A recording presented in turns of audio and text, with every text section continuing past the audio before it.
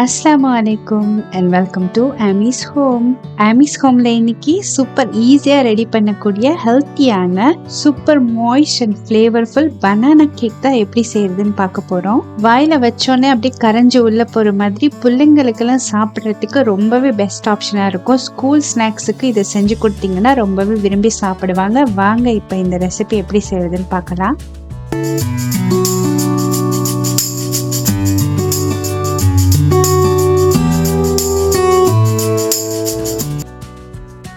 Banana cake செய்யறதுக்கு நான் இன்னைக்கு 3 மீடியம் சைஸ் வாழைப்பழம் எடுத்திருக்கேன். சின்ன பழமா இருந்தா 4 கூட எடுத்துக்கலாம். இந்த ரெசிபிக்கு கரெக்டான மெஷர்மெண்ட் அளவு பார்த்தீங்கன்னா 200லேருந்து 250 கிராம் அளவுக்கு நீங்க பழம் எடுத்துக்கலாம்.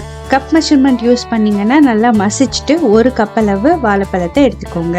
இந்த கேக்கு நல்லா பழுத்த வாழைப்பழமா யூஸ் பண்ணீங்கன்னா ரொம்பவே டேஸ்டா இருக்கும்.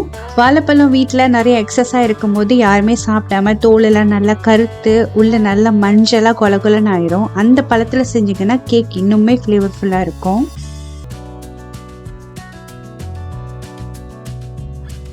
வாழைப்பழத்தை மசிச்சு எடுத்து வச்சாச்சு. இப்போ இன்னொரு பவுலில் பட்டரையும் சுகரையும் மெஷர் பண்ணி எடுத்துக்கலாம். நான் இன்னைக்கு வெள்ளை சீனியும் நாட்டு சர்க்கரையும் கலந்து எடுத்திருக்கேன். உங்களுக்கு வேணும்னா ஃபுல்லாக நாட்டு சர்க்கரை கூட சேர்த்து செஞ்சுக்கலாம், இன்னமும் ஹெல்த்தியாக இருக்கும். நாட்டு சர்க்கரை மட்டும் சேர்த்து செஞ்சாலும் இன்னும் கேக் நல்லா ஃப்ளேவராக இருக்கும். கேக்கோட கலர் மட்டும் கொஞ்சம் டார்க்காக இருக்கும், வேற எந்த டிஃப்ரென்ஸும் இல்லை. பட்டரையும் சுகரையும் நல்லா ஓரளவுக்கு கலந்து வர மாதிரி பீட் பண்ணதுக்கு அப்புறமா இது கூடவே நான் ஒரு முட்டையை சேர்த்துட்டு அதையும் திரும்ப நல்லா பீட் பண்ணிக்கிறேன். நான் இன்னைக்கு ஹேண்ட் பீட்டர் வச்சு பீட் பண்ணிக்கிறேன். ஒருவேளை உங்ககிட்ட இல்லைன்னா நார்மல் ஹேண்ட் விஸ்க் வச்சு விஸ்க் பண்ணிக்கலாம். சுகரை மட்டும் பவுடர் பண்ணிட்டு சேர்த்துட்டிங்கன்னா ஈஸியாகவே விஸ்க் ஆகி வந்துடும். இப்போ பாருங்க, இந்த அளவுக்கு நல்லா பீட் ஆகி வந்ததுக்கு அப்புறமா இது கூடவே கொஞ்சமா வெனிலா எசன்ஸ் சேர்த்து திரும்பவும் நல்லா பீட் பண்ணி விட்டுக்கோங்க. என்னோட நாட்டு சர்க்கரை அங்கங்க கொஞ்சம் கட்டி கட்டியா இருந்ததால இதுல அங்கங்க டார்க் ப்ரௌன் கலர்ல தெரியுது. அது பரவாயில்ல. இப்போ பாருங்க எந்த அளவுக்கு நல்லா பீட் ஆகி வந்திருக்குன்னு. நீங்க பீட் பண்ண சர்க்கரை எல்லாம் கரைஞ்சு பட்டரோட சேர்ந்து இந்த மாதிரி பீட் ஆகி வந்துடும். அடுத்தது இது கூடவே நல்லா மசிச்சு வச்சிருந்த வாழைப்பழத்தையும் சேர்த்துட்டு கட் அண்ட் ஃபோல்ட் மெத்தட்ல ஜென்டலா நல்லா மிக்ஸ் பண்ணி விட்டுக்கோங்க. பட்டர் மிக்சரும் வாழைப்பழமும் ஒரு சேர கலந்து வர அளவுக்கு லைட்டா மிக்ஸ் பண்ணி விட்டா போதும். அடுத்தது இது கூடவே ட்ரை இன்க்ரீடியன்ஸ் எல்லாம் சேர்க்க போறோம். கண்டிப்பா ட்ரை இன்க்ரீடியன்ஸ் எல்லாத்தையும் சளிச்சிட்டு தான் சேர்க்கணும்.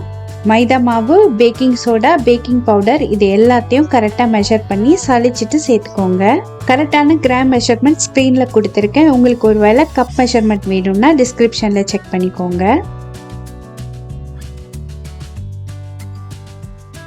மாவு எல்லாத்தையும் சளிச்சிட்டு சேர்த்தாச்சு. இப்போ லைட்டாக ஒரு மிக்ஸ் கொடுத்துக்கோங்க. இப்போ பேட்டர் பார்த்தீங்கன்னா ரொம்பவே திக்காக இருக்கும். இதை டைல்யூட் பண்ணுறதுக்காக நம்ம மில்க் சேர்க்க போகிறோம். நல்லா காய்ச்சிட்டு ஆற வச்ச பசும்பால் 60 ml சேர்த்துட்டு நல்லா கலந்து விட்டுக்கோங்க.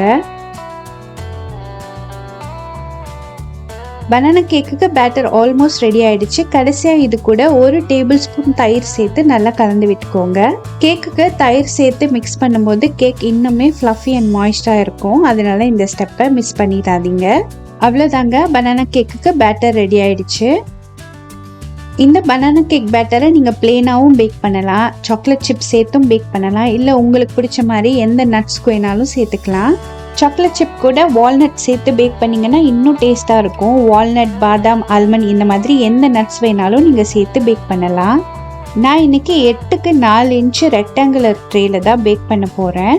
உங்ககிட்ட எந்த ஷேப் டின் இருந்தாலும் அதில் நீங்கள் பேக் பண்ணி எடுத்துக்கலாம். நாம் இன்னைக்கு செஞ்சிருக்க அளவுக்கு 6 இன்ச் இல்லை 7 இன்ச்சில் பேக் பண்ணிங்கன்னா நல்ல டால் கேக்காக கிடைக்கும்.